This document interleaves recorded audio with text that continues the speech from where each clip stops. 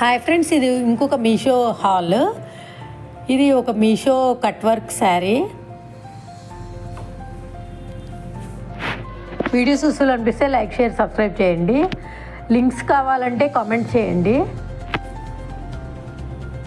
శారీ వచ్చేసి yellow colour ఉంది. దీనికి కాంట్రాస్ట్ బ్లూ కలర్ బ్లౌజ్ ఇచ్చాడు.